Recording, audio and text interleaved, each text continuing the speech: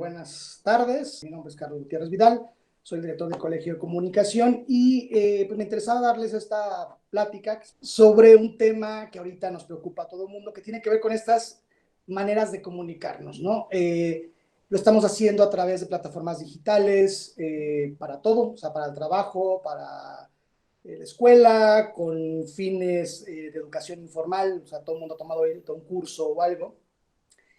Lo hacemos incluso para acercarnos a familiares, amigos, etcétera. Sin embargo, está empezando a aparecer a la par de estos procesos un tipo de comunicación que teníamos muy olvidada y que es la comunicación interpersonal, es decir, se están transformando las maneras de comunicarnos de persona a persona y de repente leemos por ahí que la pantalla cansa, que las juntas online tienen que ser breves o muy rápidas por el cansancio que producen, y ese cansancio más bien tiene que ver con que exigen estas plataformas un nivel de atención mucho mayor que el que estábamos acostumbrados ya a tener de persona a persona. Entonces, básicamente, la plática tiene que ver con eso y voy a hacer un repaso de cuestiones etimológicas, cuestiones propias de la filosofía y la psicología social, pero voy a empezar con un ejercicio que, bueno, va a dar pie a toda la charla. Normalmente los científicos sociales trabajamos pues hacemos algún tipo de trabajo de campo, algún tipo de etnografía. En este caso, para esta plática me dediqué a hacer una etnografía sui generis, ahorita les voy a platicar los detalles. Lo que voy a hacer es básicamente presentarles una serie de fotografías, de close-ups, de rostros de personas, y necesito que con micrófono abierto me ayuden a ponerle atributos a estas personas. Es decir, voy a ir pasando foto por foto y la idea es que entre todos puedan ponerle un atributo a estos personajes, ya sea sobre su carácter, sobre su situación personal, emocional, sobre sus gustos, sobre sus aptitudes, sobre sus valores, etcétera. Es decir, vamos a evaluar estos rostros y vamos a ponerles un atributo, ¿sale? Entonces voy a empezar compartiendo la pantalla y vamos a empezar con este pequeño ejercicio y de ahí voy a retomar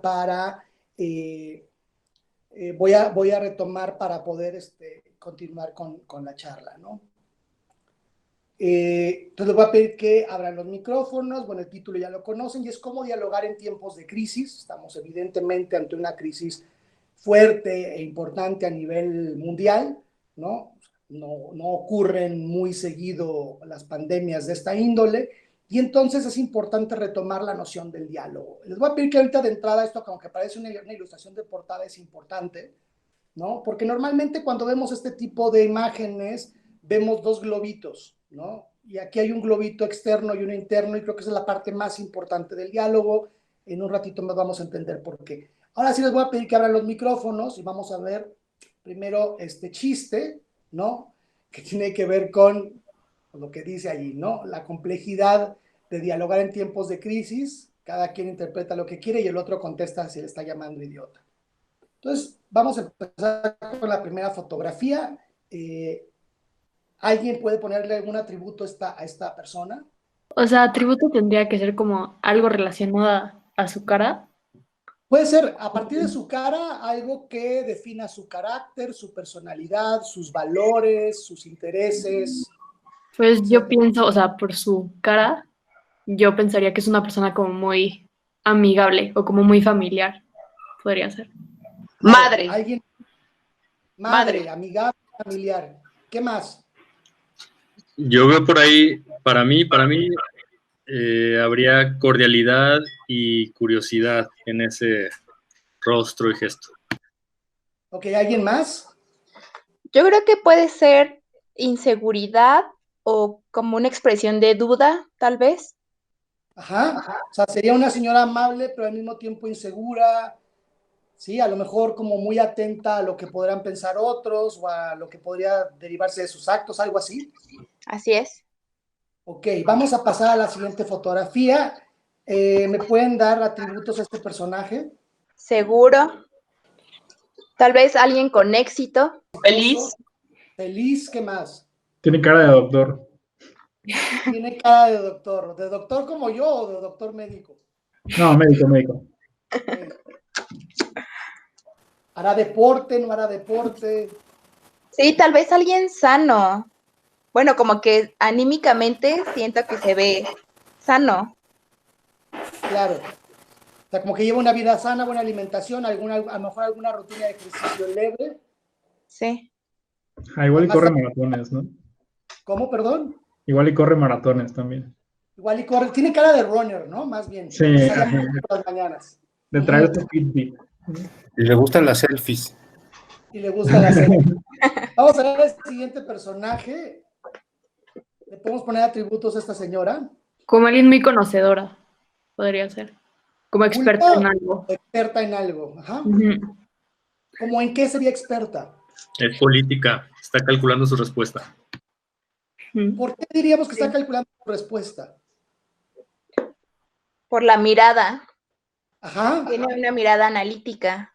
Bueno, como que está procesando o está pensando en algo que decir. Como que le está prestando atención al otro para tomar una decisión, ¿no? Sí. Vamos a ver la que sigue. ¿Qué me pueden decir de este señor? Juega racquetball. Juega racquetball. ¿Qué más? No confíen en él. ¿Por qué no nos causa tanta confianza como los otros personajes? O sea, como que siento que su sonrisa está muy forzada. O no, o sea, yo siento que está muy forzada su sonrisa. Ajá. ¿Y la mirada? ¿Qué nos dice esa mirada? Yo leo como cierta sorna en la mirada. Como si estuviera burlando de alguien sin que el otro, sin querer que el otro se dé cuenta o algo así. Ajá, de hecho, este es el que tiene el globito adentro del pensamiento y está pensando lo propio. Perfecto. Vamos con este otro personaje. ¿Qué podemos decir de esta chica? Que no está cómoda con esa fotografía. Ajá. Está como perdida. ¿Cómo qué? ¿Perdida? Perdida, distraída a lo mejor. Ujú. ¿Nada? Ujú. O tal vez está como muy relajada y está como, o sea, no sé, como relajada. ¿Qué onda con este personaje? Se ve como soberbio. Soberbio, ¿qué más? Mi rey. ¿Cómo De hecho, qué? está mirando hacia abajo, pero tiene No, ajá. la cabeza volteando hacia arriba, con cierto aire de superioridad. Es Ajá. como muy efectivo, ¿no? Sí, medio mi rey, yo diría. Es fan de la serie Narcos. Fan de la serie. Perfecto. ¿Qué onda con esta chica? Está como Amigable. muy tranquila. Ajá, amigable. ¿Cómo? Que se ve amigable. Amigable, ¿qué más? Y yo dije tranquila, o sea, como que Chance lleva una vida muy relajada. Hace yoga, sale con sus amigas, sale a correr, tiene perros. Sin muchas complicaciones, ¿no? Serena e inteligente. ¿Qué onda con este personaje? Ay, Usa drogas. Usa drogas, tiene el pelo desalineado, mal semblante, ¿qué más? Es el mi rey de hace rato, pero 10 años después. Se parece al mi rey de hace rato, pero 10 años después. ¿Se le ve preocupado, molesto? Tal vez está como pensando en algo. Está como meditando. ¿Agradable o no tan agradable?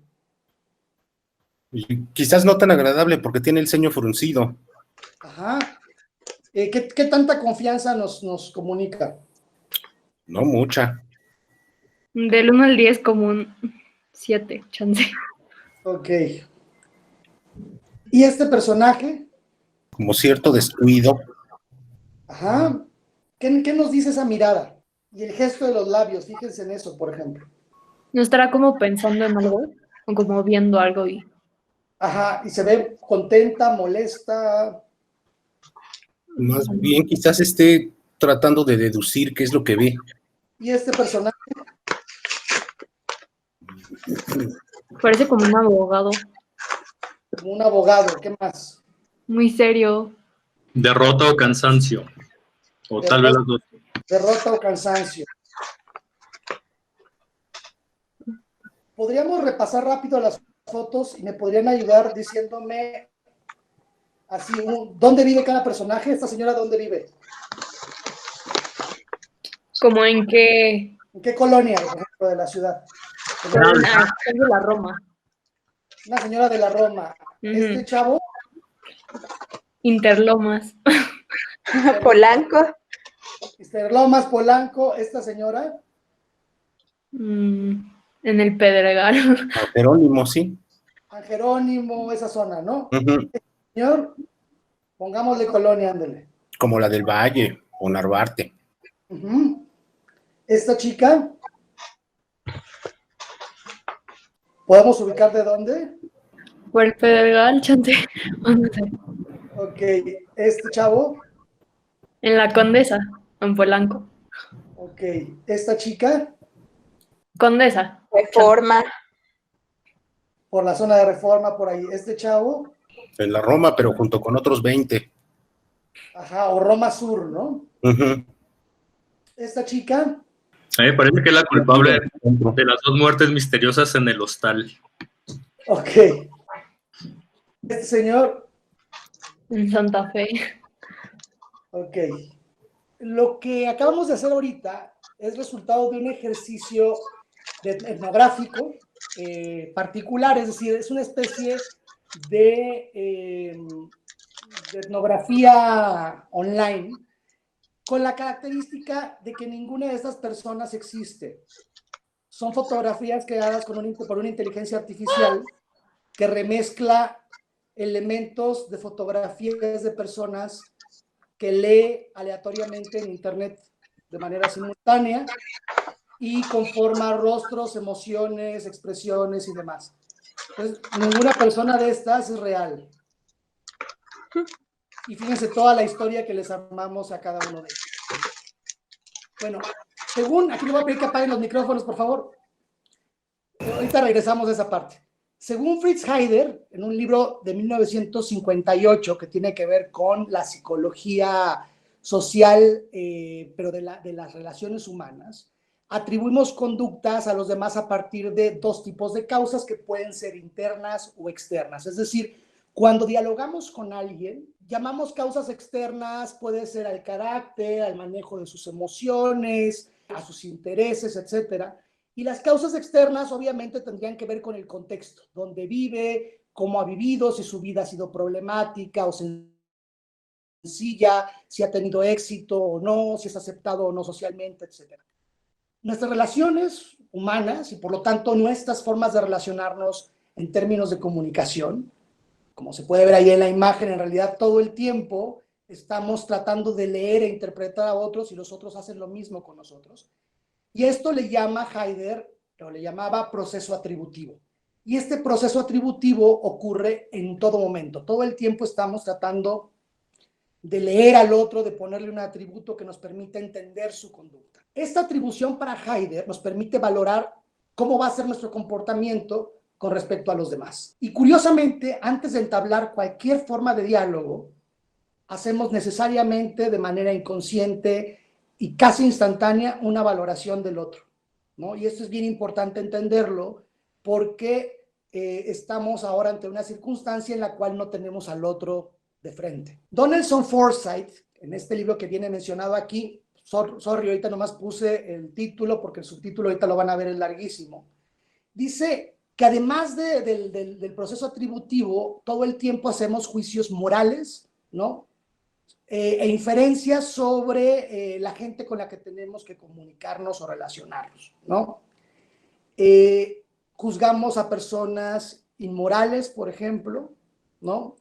A partir de aspectos que socialmente se consideran inaceptables. Alguien corrupto, alguien que no es digno de confianza, alguien malévolo o incluso posiblemente perverso, ¿no? Como decía por ahí alguien de la chica que seguramente era la responsable de 2 asesinatos en un hostal. Pues esa es una forma de juicio moral que hacemos además del proceso atributivo o a la par del proceso atributivo. Este es el libro que les comentaba de Forsyth, Making Moral Judgments, Psychological Perspectives on Morality, Ethics and Decision Making. Es un libro bien interesante, lo publicó Routledge, es relativamente reciente. Y bueno, justo a la par de este proceso atributivo, hacemos estos juicios morales en cualquier forma de relación con los demás. Si nos subimos al transporte público, vamos en el metro, metrobús o lo que sea, estamos observando al otro y haciendo tanto atribuciones como juicios morales sobre la persona, ¿no? De manera constante, inconsciente e inmediata, ¿no? Y esto hace que nuestros juicios morales suelen siempre ser a priori, ¿sí? Es decir, antes de entablar una conversación con alguien o de comunicarnos con alguien o de relacionarnos con alguien, ya hicimos todo este proceso de valoración, ¿no? Sigo con Forsyth. Dice que no son nada más inclinaciones momentáneas, ¿no? Que tengan que ver con preferencias de las personas, sino inferencias sociales que son significativas dentro de los procesos que determinan nuestro entendimiento, tanto de nosotros mismos como de las otras personas, como de aquellas formas de interacción y de relación o de interrelación que consideramos más importantes. Bueno, aquí tenemos a Homero Simpson con el clásico diablito al lado. Y es que estas valoraciones morales están mediadas siempre socialmente. Es decir, este proceso, como les me comentaba, es constante y permite establecer las condiciones de comunicación que van a ocurrir entre cualquier persona, ¿sí? Y en cualquier momento. Estos juicios morales en realidad son inferencias, es decir, estamos infiriendo cómo será el otro, qué características tendrá el otro, qué voluntades tendrá el otro, para poder saber desde dónde comunicarnos o acercarnos a esa persona, ¿no? Además, es una cuestión que es transpersonal, es decir, ocurre independientemente de quién sea la persona, ¿sí? No es lo mismo, obviamente, hacerle atribuciones a un familiar o una persona cercana, ¿sí? Sobre todo porque tenemos mucho conocimiento de esa persona, pero sino que en realidad los procesos de atribución ocurren todo el tiempo y van más allá de la propia persona sobre quien estamos haciendo el juicio, ¿no?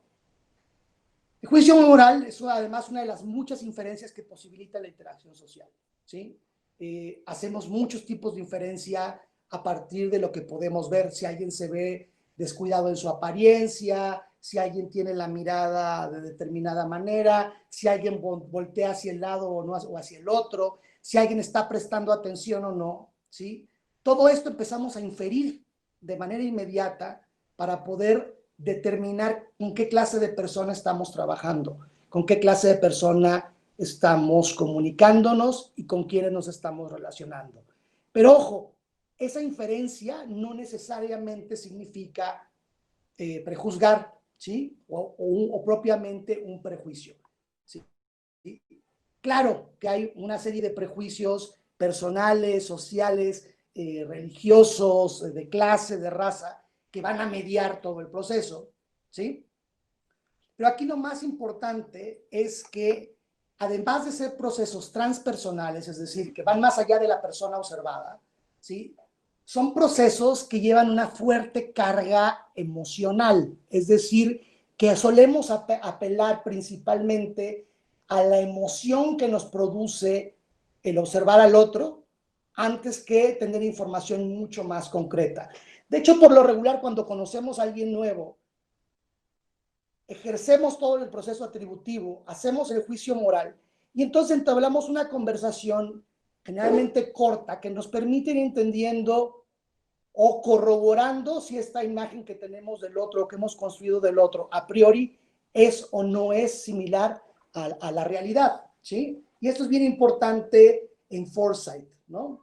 Esta carga emocional que tienen las inferencias, que puede ser de diversa índole, le podemos llamar atributo, le podemos llamar juicio moral, le podemos llamar prejuicio, etcétera, ¿sí?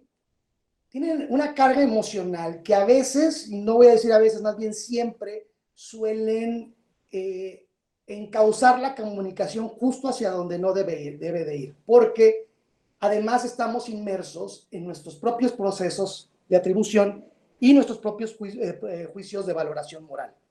Es decir, que al tiempo que yo estoy viendo al otro, estoy elaborando juicios sobre mí mismo, sobre mis propias acciones, estoy comparándome con el otro, ¿sí? Esta persona será más honrada que yo, más confiable que yo, será más hipócrita que yo, será más malvado que yo, etcétera, ¿sí? Y automáticamente el cerebro empieza a preguntarse, bueno, ¿por qué me considero malvado? ¿Por qué me considero digno de confianza? ¿Por qué me considero exitoso, feliz, etcétera, ¿no? Cada proceso emocional en cada persona, en cada individuo, es totalmente distinto al otro. Sí, hay un grupo de emociones que compartimos todos los seres humanos, pero los procesos de cómo se traduce esa emoción en información que el cerebro procesa para tomar decisiones, y esta es una de las cosas más importantes en Foresight, es totalmente individual. Si bien está asociado y mediado socialmente, ¿sí? Es un proceso que ocurre de forma individual. Y esta es la parte que se nos olvida al momento de comunicarnos con alguien. Normalmente atendemos en términos de relaciones interpersonales a nuestro propio proceso emocional, ¿sí? Más que al que pueda tener el otro. Es decir, valoramos rápidamente al otro en términos emocionales, pero dentro de nuestro propio esquema de validez emocional y en función de eso es que nos comunicamos. Pero ojo, el otro está haciendo exactamente lo mismo que nosotros. Entonces, Foresight plantea 4 tipos de personas a partir de 2 ejes, que serían, por un lado, qué tan relativista es una persona o qué tan idealista es una persona. Y entonces, dentro de este esquema encontramos que hay gente que es excepcionista, es decir, que su valoración moral, ¿sí? O su proceso atributivo hace excepciones sobre las normas establecidas. Es decir, pues no se ve tan confiable, pero, ¿no? Vaya, se vale a veces no ser tan confiable, como en el caso del cuate este que decía por ahí alguien que se veía como con sorna la mirada y la sonrisa, ¿no? O que la sonrisa no se veía tan franca, ¿sí? Ahí alguien podría hacer una excepción y decir, bueno, se vale, ¿no? O sea, tener esa mirada o esa actitud ante el mundo, ¿no? A mayor relativismo aparecen los subjetivistas, ¿sí? Es decir, quien diría que es tan relativo, ¿no? La actitud o la moralidad de una persona, ¿sí? Que, bueno, no es tan importante, ¿sí? Que haya alguna consecuencia, ¿no? O sea, aquí entraría gente que es utilitarista o amoral incluso, es decir, que no tiene una consideración moral para conducirse con otros, ¿no? Pero cuando la gente es más idealista, ¿sí? Pero poco relativista, es decir, que tiene una estructura de reglas mentales mucho más y sociales mucho más fuertes y establecidas, pues se convierte en un absolutista. Es decir, son idealistas que tienen una idea muy, muy rígida de cuáles deberían ser las normas morales y de convivencia social y por lo tanto no mueve un ápice de esos estándares, ¿sí? Gente que considera que es demasiado virtuosa como para tolerar cierto relativismo moral de las personas con las que interactúan. Y cuando hay un alto grado de idealismo, pero también de relativismo, tendríamos a la gente que podríamos considerar, según Foresight, situacionistas. Es decir, gente que tiene ideales morales y éticos muy, muy fuertes, pero que al mismo tiempo entiende, ¿sí?, que depende de las circunstancias. Es decir, que cada circunstancia es importante y por lo tanto las causas externas determinan en gran medida cómo leer a esa otra persona. Entonces, si se fijan, podemos tener excepcionistas y situacionistas, es decir, quien hace la excepción a la regla por default, ¿no? Es decir, quien considera que siempre habrá excepciones a la regla o a la norma, y los situacionistas que estarán siempre pendientes del contexto.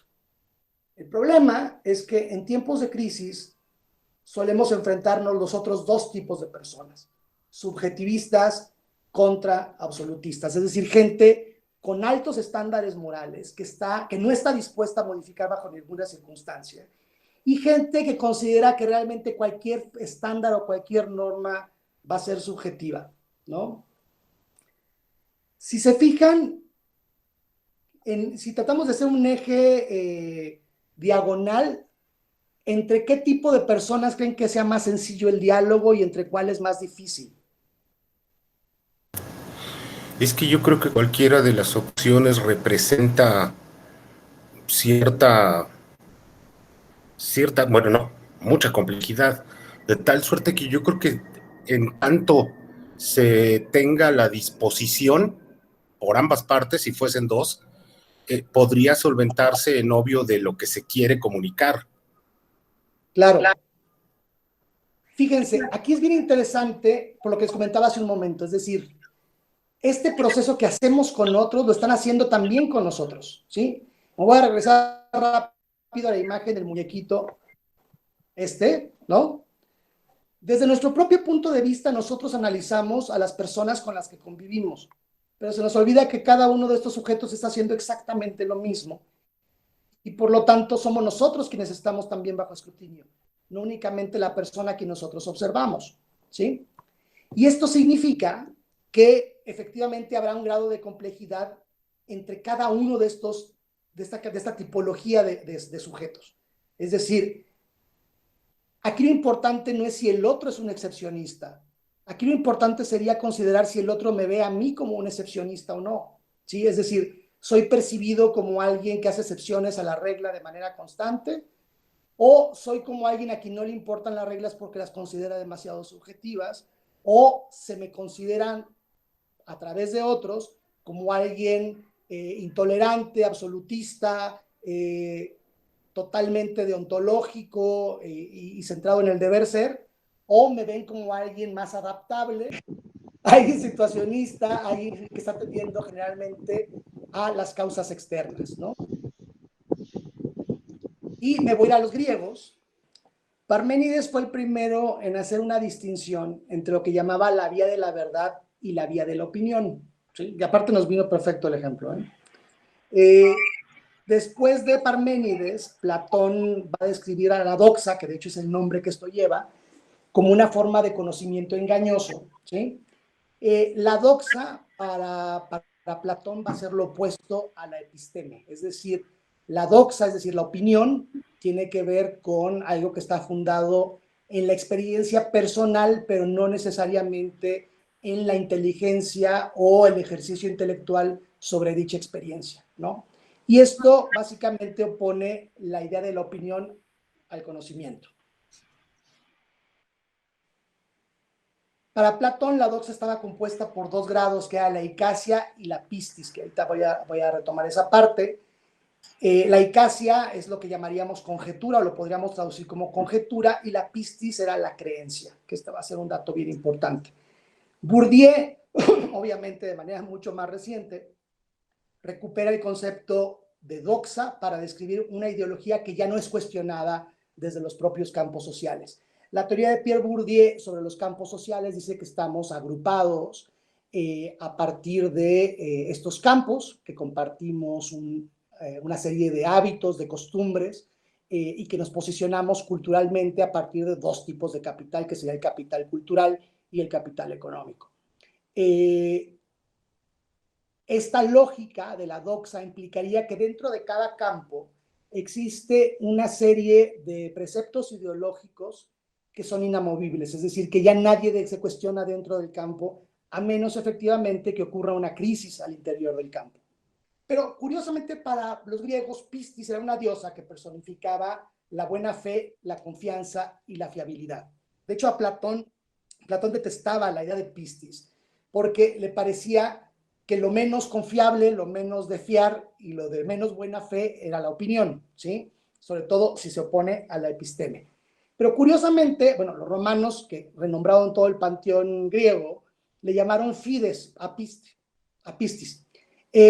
Y fides se convirtió luego en un recurso de la retórica clásica latina, ¿sí? Que significa algo bien curioso y que tiene que ver con persuadir a través de la emoción. Crisis en griego, ¿no? Viene de dos, significa separación, y viene de dos raíces. Una es krinein, que significa separar, pero también decidir, y sis, que significa parálisis. Es decir, que cuando hablamos de una crisis, estamos hablando de una forma de separación o de ruptura que paraliza las decisiones. Aquí les puse una cita de Jürgen Habermas en la teoría de la acción comunicativa, se las voy a leer. Dice, podemos imaginarnos los procesos de aprendizaje moral como la ampliación inteligente y el ensamblaje recíproco de mundos sociales que, ante un conflicto dado, todavía no se superponen suficientemente. Las partes en disputa aprenden a relacionarse mutuamente en un mundo común construido, de modo que pueden juzgar y resolver de forma consensuada las acciones controvertidas a la luz de estándares valorativos concordantes. Esto lo que significa es que en momentos de ruptura, ¿sí?, las partes, es decir, ya no entendidas como un todo, sino como partes enfrentadas, ¿sí?, literalmente lo dice Habermas, en disputa, aprenden a relacionarse de otras maneras, ¿sí?, a través de otra forma de construcción común del mundo, ¿no?, que permite o posibilita que se continúe o perpetúe este proceso de juicio, de valoración, de atribución, etcétera, ¿no? Y esto permite dejar ver cuáles son esos estándares valorativos que van a aparecer en concordancia y que le van a dar forma a ese mundo post-crisis. Comunicar es una raíz, tiene una raíz latina, ¿sí? Significa compartir o intercambiar, pero communis significa lo común o lo público. Y este va a ser un dato bien interesante para entender el significado verdadero de la palabra comunicación, ¿sí? Implica efectivamente compartir, intercambiar, hacer comunidad, podemos decirlo, pero no significa nada si esto no ocurre en el ámbito de lo público, es decir, de lo que es común para todos. Y diálogo tiene una raíz aún más interesante. De hecho, este concepto, no solo el concepto, la propia palabra, genera un debate muy, muy largo con respecto a su origen, ¿sí? Viene de logos y de día, ¿sí? Griego. La cuestión es que normalmente suponemos que diálogo significa, ¿no?, dos, ¿sí? Es decir, que día significa dos, cuando en realidad, si significara dos sería di, no día, porque día significa a través de, ¿sí? De manera que lo que comúnmente entendemos como diálogo, es decir, una conversación entre dos, ¿sí?, en realidad significa una verbalización a través de, es decir, a través del otro, ¿sí? Y aquí hay una diferencia cognitiva, pero al mismo tiempo una diferencia cualitativa muy, muy importante. McLuhan hablaba del campo simultáneo de las estructuras eléctricas de información, es decir, de lo que ahorita podríamos llamar Internet, ¿no? De hecho, hay que recordar que McLuhan fue de los primeros en teorizar sobre Internet cuando apenas se acababa de inventar la ARPANET, y decía que reconstruye hoy las condiciones y la necesidad de diálogo y participación, más bien que la especialización y la iniciativa privada de todos los niveles de la experiencia social. Es decir, que para McLuhan, la propia tecnología va a implicar la simultaneidad de un campo, ¿sí?, es decir, un campo que está ocurriendo, con procesos que están ocurriendo de manera simultánea en distintos lugares, y que la información que se transmite a través de estos procesos tecnológicos permite reconstruir esta noción original de diálogo, es decir, y de participación, por lo tanto, es decir, de dar sentido o apalabrar a través de, ¿no?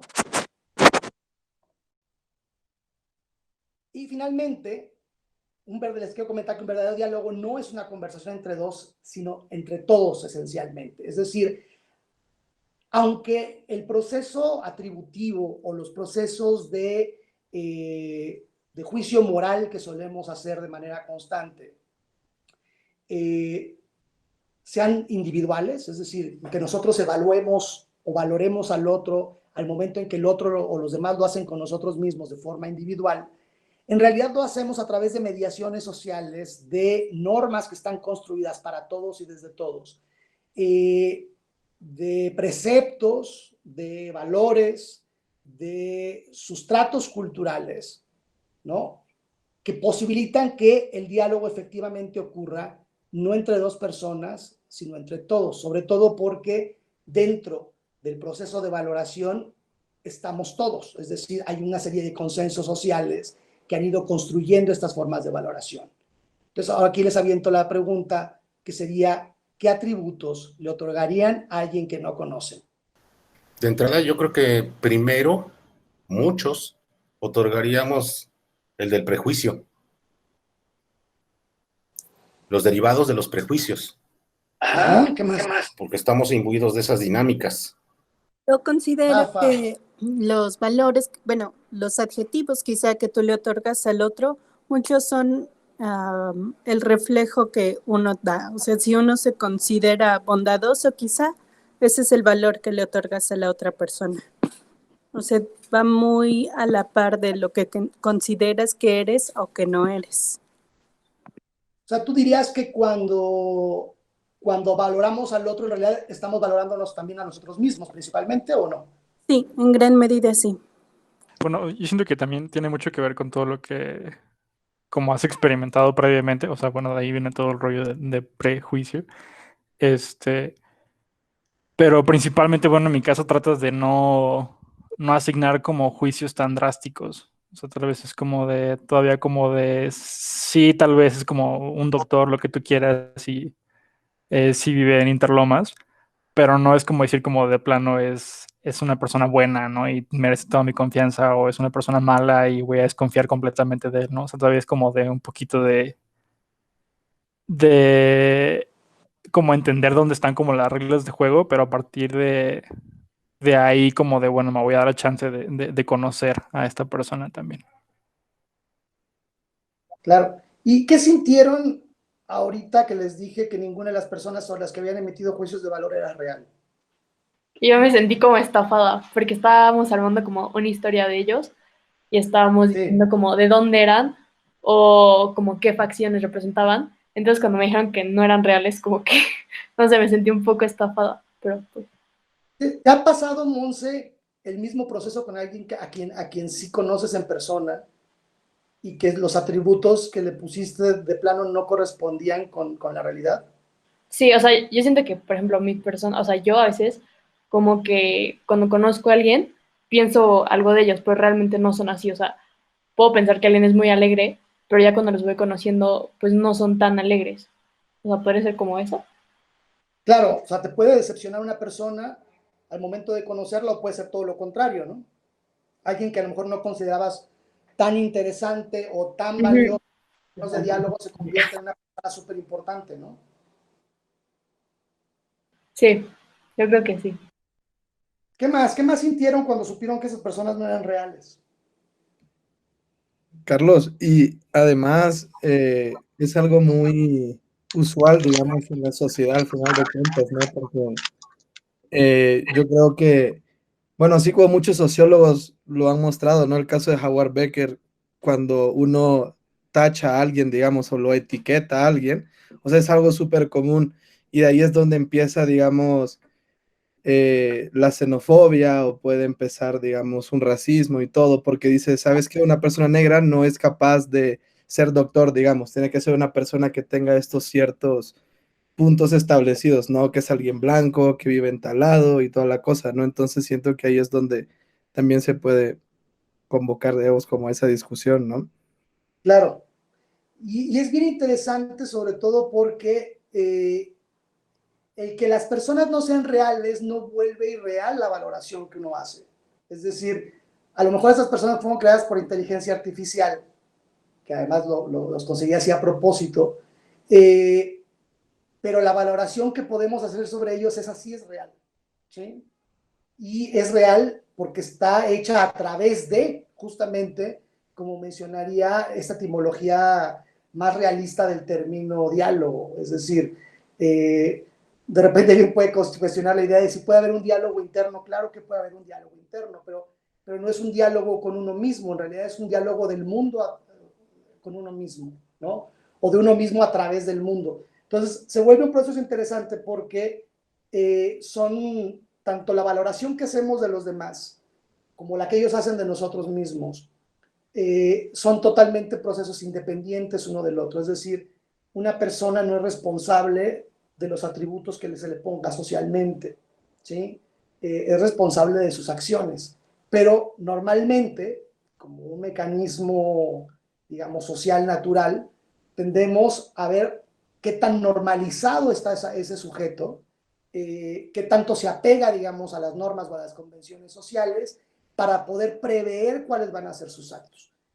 Hay una película bien interesante, no recuerdo el nombre, es con Nicole Kidman se me fue el nombre de este actor, el que sale en El silencio de los inocentes, Anthony Hopkins, y es una historia bien interesante porque Anthony Hopkins es un profesor universitario de una familia negra, pero él nació rubio con ojos azules, y él nació antes de, de los derechos civiles de las comunidades negras en Estados Unidos, y entonces la familia aprovecha la oportunidad de que este niño nace blanco dentro de una familia negra para mandarlo a la escuela, darle mejores oportunidades.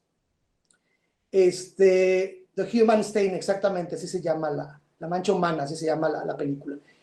Y entonces, este personaje se convierte en un profesor universitario, ya es un profesor pues muy reconocido, un académico importante, ya cerca de la jubilación y tal, y de repente hace un comentario y sus alumnos se sienten ofendidos y lo acusan de racista y lo despiden de la universidad.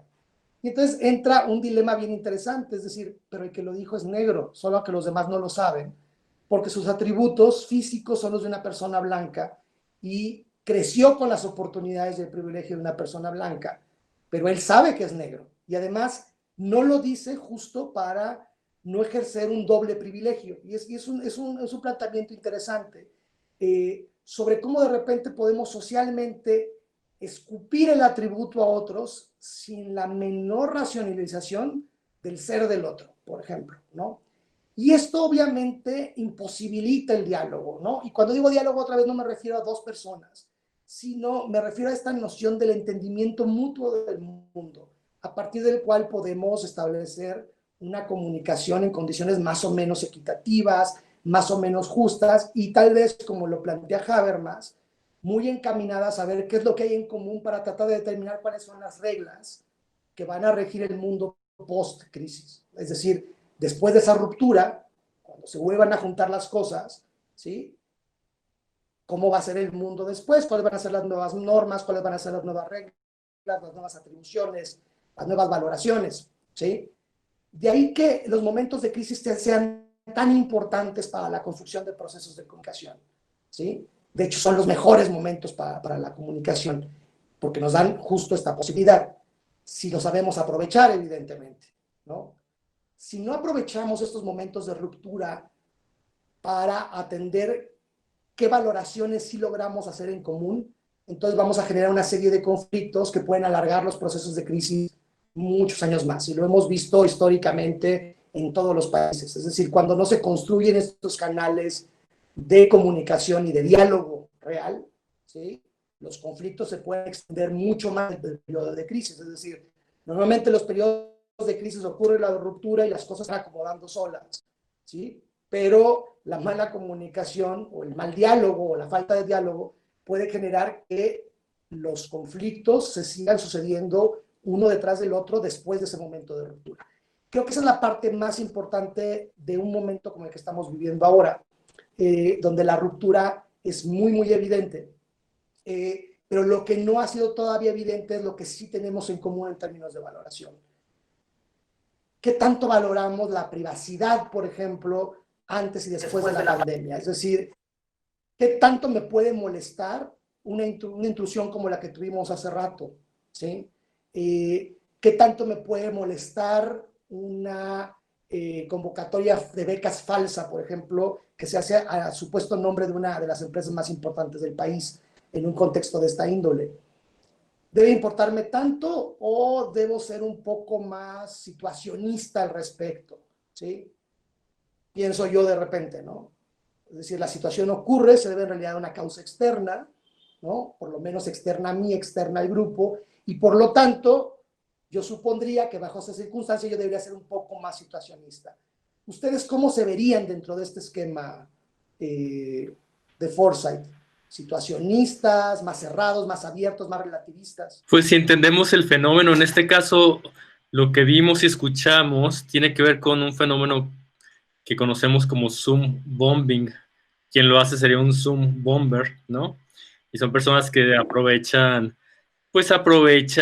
las debilidades de estas plataformas y sistemas para ejercer estas performances disruptivas, ¿no? Y justamente están irrumpiendo en flujos de comunicación que intentan ser, y es interesante, pero si uno lo conoce, pues si uno sabe de dónde viene, o más bien a qué responde, porque no sabemos de dónde viene, pero sabemos que forma parte de este fenómeno, y que pues no es algo, al final de cuentas, personal, pues uno puede plantarse en esa perspectiva situacionista. O yo pensaría en una perspectiva fenomenológica, pues también la que uno puede poner en pausa sus propios preceptos, prejuicios y valoraciones, ¿no? Para decir, ok, pongo en pausa lo que pienso, observo y reinterpreto. Desde Claro. una observación que intentaría ser un poco más neutra. Intentaría. A nivel sistémico plantea un reto bien interesante porque si imaginamos una irrupción de estas, por ejemplo, en una conferencia, en un auditorio, etcétera, sería mucho menos probable que ocurriera a que ocurra por una de estas plataformas. No únicamente por una cuestión de seguridad en la red, ¿no? Sino también por lo que implica el hecho de no estar físicamente ante alguien y practicar este proceso de irrupción. Y esto nos plantea también algunas cuestiones de cómo podría o debería ser en conjunto el mundo post-crisis, es decir, las plataformas tendrían que ser más restrictivas a futuro, por ejemplo.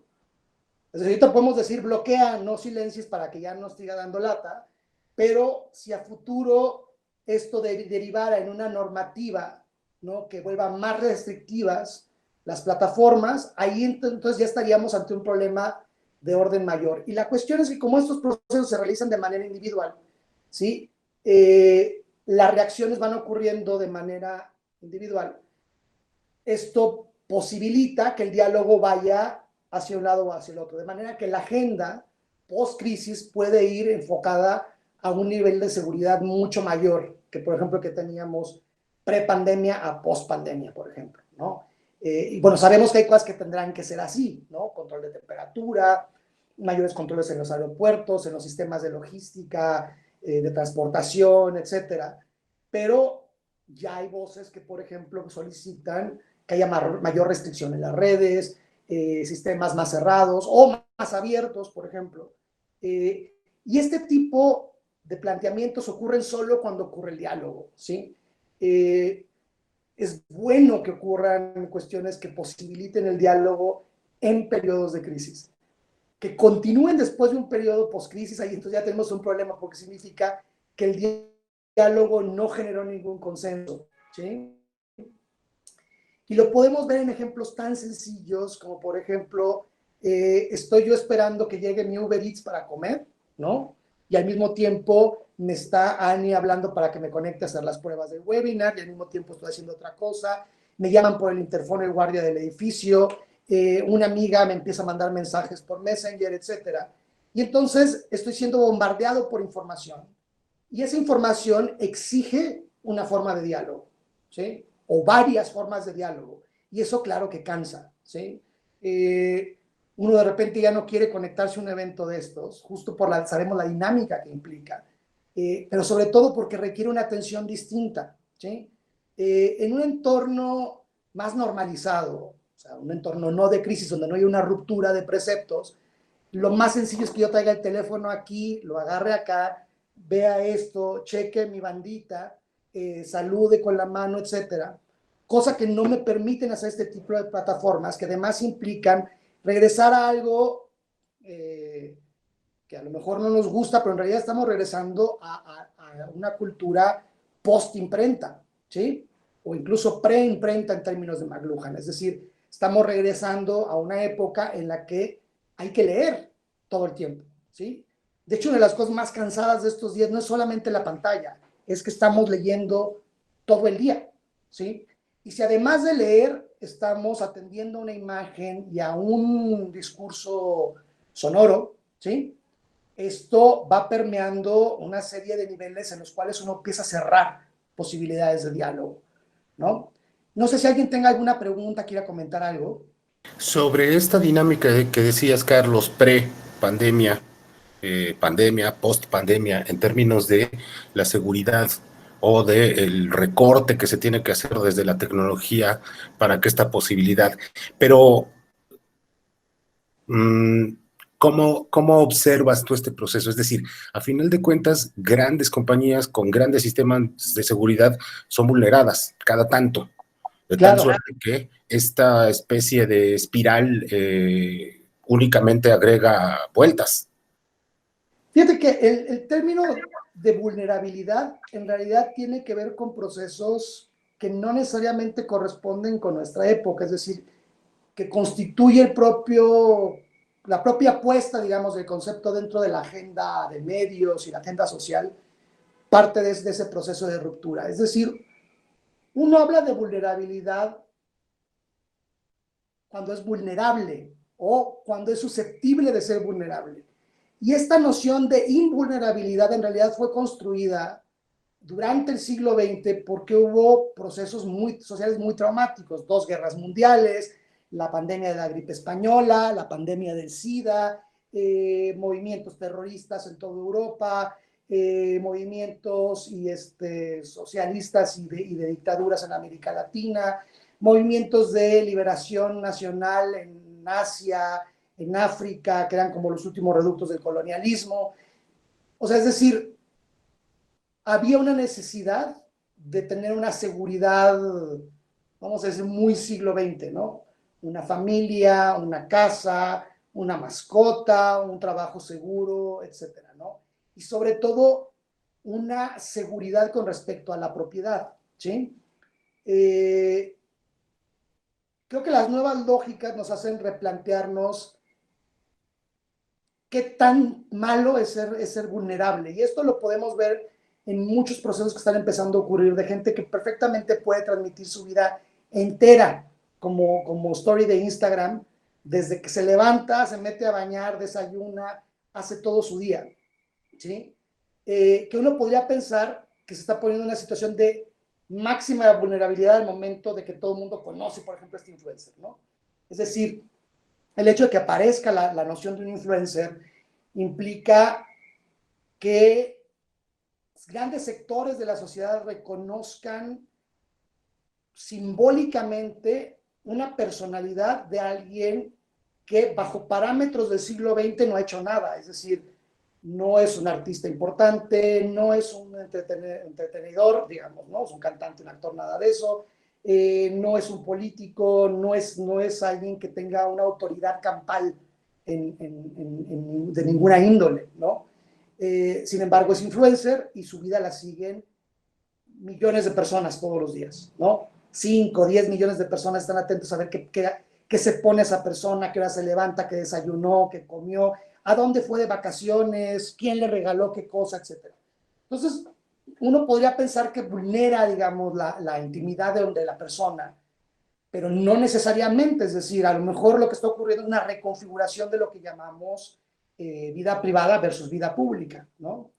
Y es una consideración importante, sobre todo porque la noción de vida privada en realidad en términos sociohistóricos es también muy reciente, es decir, hasta, no sé, el siglo XIX las casas no tenían la configuración que tienen ahora.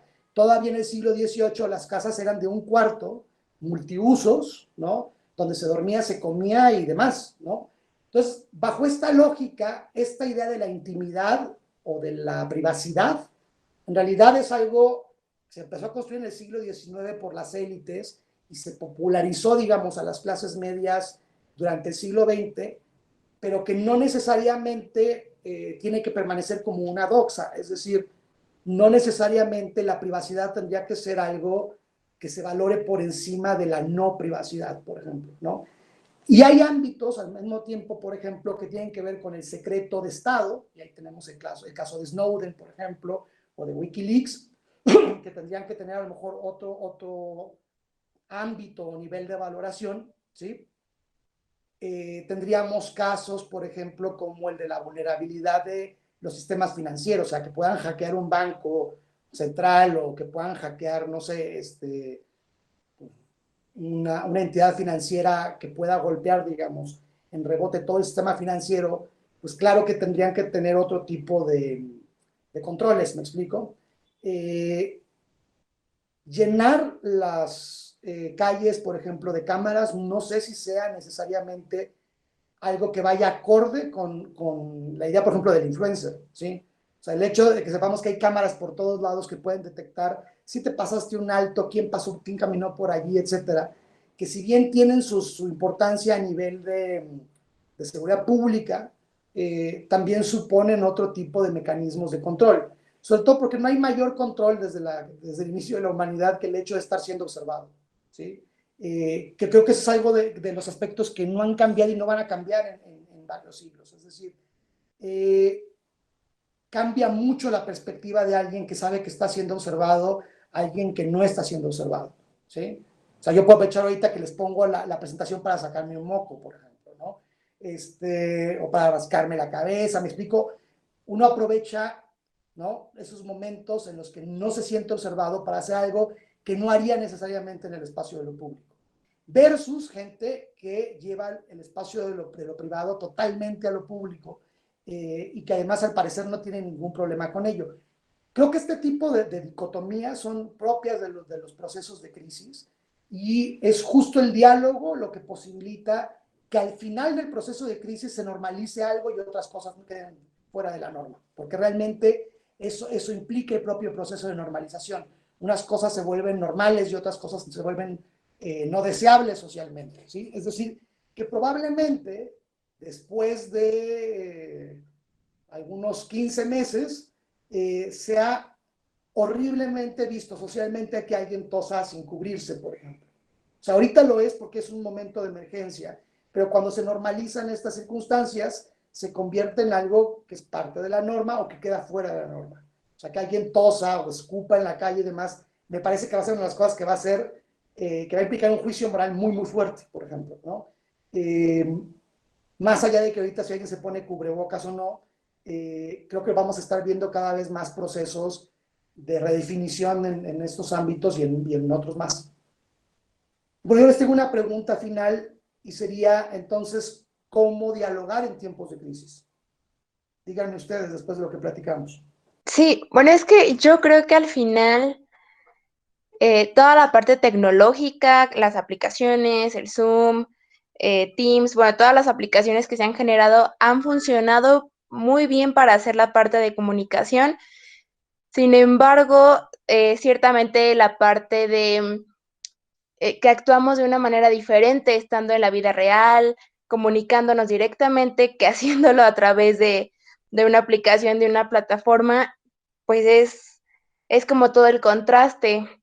Entonces, sí hay que adaptarse, sí hay que estar como involucrados en ese cambio, que ahorita pues fue un cambio obligatorio de alguna manera, pero siento que no hay que dejar esa parte real, esa comunicación directa con el otro para que se haga realmente un proceso natural, ¿no? Que no se quede como en una apariencia que a través de las redes generamos, porque es lo mismo con la creación del Facebook, con la creación del Instagram o de otras aplicaciones que fingimos o decimos las cosas de una manera a cuando lo tienes que presentar directamente, porque desde la forma en cómo te expresas, cómo lo dices, bueno, simplemente aquí el ejemplo, no estoy hablando y no va a ser lo mismo lo que estoy diciendo ahorita que si nos vemos cara a cara y expreso, o sea, la forma de expresar va a ser diferente.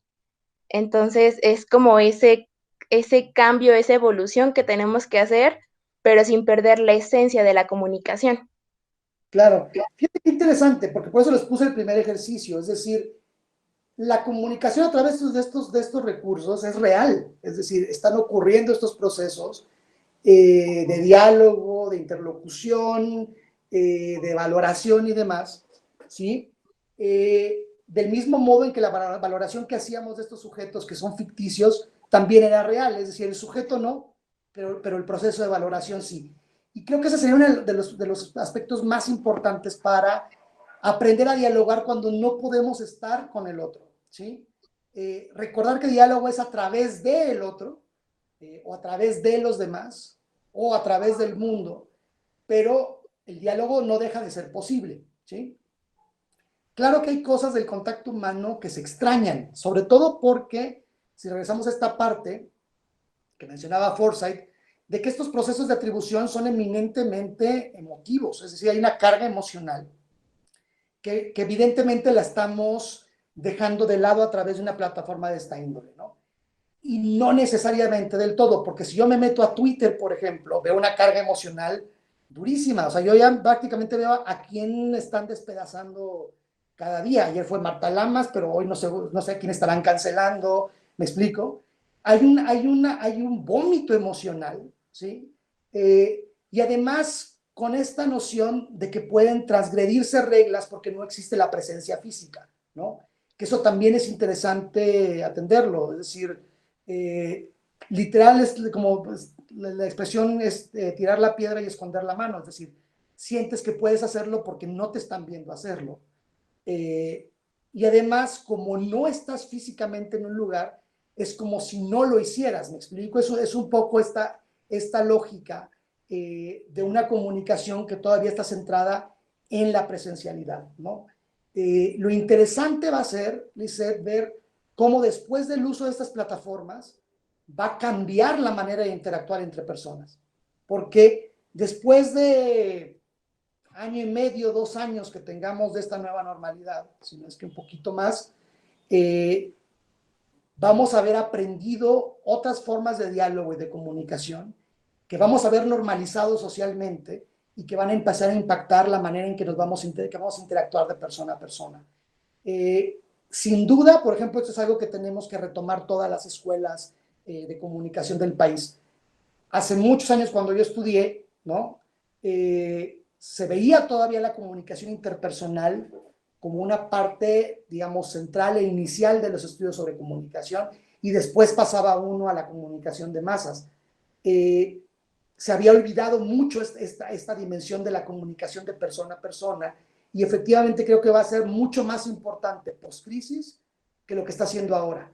Pero también creo que las reglas para la comunicación interpersonal van a haber cambiado por completo en un par de años. Es decir, cuando se haya normalizado una serie de cuestiones que están empezando a surgir, a emerger y a ocurrir en estos momentos de crisis, van a terminar siendo normalizadas y van a terminar siendo integradas a la manera en que interactuamos físicamente con otros, ¿no? Y ahí creo que va a ser un periodo muy, muy interesante para estudiar comunicación los próximos años y para ejercerla los siguientes, evidentemente. Bueno, a mí me parece muy Pregunta. interesante, hola, ¿cómo va? Esto que planteas de la importancia de la comunicación interpersonal. Me parece que esto de la pandemia pone en evidencia que la comunicación interpersonal sigue siendo fundamental y sigue existiendo esta idea de que las mediaciones que existen dadas por la tecnología no están tan dadas en el cara a cara, cuando en el cara a cara también hay muchas mediaciones y hay muchas máscaras sociales, ¿no? Claro. O sea, esto que dice Goffman. O sea, siempre estamos en una puesta en escena. Sin embargo, esta idea de que la pantalla puede hacer o puede contribuir mucho más a la construcción de un personaje, me parece que queda como más claro, y la necesidad que se tiene de la comunicación interpersonal, ¿no? Esto está generando también muchas crisis o sea, esta idea de la pérdida del cuerpo, de que solamente se ve la cara, ¿no? Del encierro, de la fragmentación del sujeto, me parece que es muy importante en términos de comunicación. Claro. Sí, va a ser vamos a tener que empezar a releer a un montón de autores que habíamos dejado de leer prácticamente, sobre todo en América Latina, porque la parte de la comunicación interpersonal creo que va a ser crucial ahorita, es decir, ese cara a cara, así sea por Zoom, Meet o lo que sea, va a ser mucho más importante que lo que era una comunicación vía correo electrónico masivo, por ejemplo. o un comunicado a la población en general o cuestiones de esta índole. Sí, cómo juegan también esto que se veía antes, todos los prejuicios y todos los estereotipos que se tienen. Me parece que también con la mediación de la tecnología eso se exacerba mucho más, ¿no? Esto de, bueno, el estereotipo, la marca, del sujeto, cuando vemos una foto, cuando vemos cómo habla, me parece que también eso es interesante. Bueno, si no hay otro comentario, pregunta, le devuelvo la palabra a Ricardo y a Ani. Me dio mucho gusto haber platicado con ustedes hoy. Digo, si hay alguna pregunta ahorita, pues claro que seguimos todo lo que quieran. Como parte de la coordinación de promoción, la tarea que nosotros tenemos es ofrecerles la información al respecto del Colegio de Comunicación en el proceso académico. ¿A qué me refiero con eso? Si tú quieres ingresar a la licenciatura en Comunicación y Nuevos Medios, o si andas también aquí porque estás interesado en la maestría en Comunicaciones y Humanidades Digitales, que de alguna u otra manera estos temas se ven en la licenciatura y también en la maestría, porque son temas de comunicación a muy amplio espectro, puedes mandarnos un mensajito y con todo gusto te mandamos la información. De la mayoría de los que estamos en la sala ya tenemos el contacto de todos. La finalidad es justamente esa, que tú nos mandes un mensaje y nosotros te contestemos al respecto de la información que necesites del plan de estudios de la licenciatura o de la maestría o del Colegio de Comunicación en su conjunto. Pero también, si tú lo deseas, podemos darte información de todo el plan de estudios de la Universidad del Claustro de Sor Juana. Solamente adelantarte que ya estamos próximos a entrar al siguiente ciclo, que es inicia el 31 de agosto, ya tenemos pocas fechas de examen de admisión. Entonces, si quieres hacer el examen de admisión, mandas un mensajito para que te mandemos la liga, o si quieres hacerlo por tu propia cuenta, no hay ningún problema. Te puedes meter a la página del Claustro de Sor Juana, te buscas la pestañita de admisiones y ahí en admisiones ves, vas a ver 3 links grandes que son parte del examen. Cualquiera que le piques te va a llevar al mismo lugar. Hay 3 justo para que no te pierdas. Y que puedas aplicar el examen de admisión. Y en estos momentos tenemos un 15% de descuento en inscripción, también te lo tengo que comentar.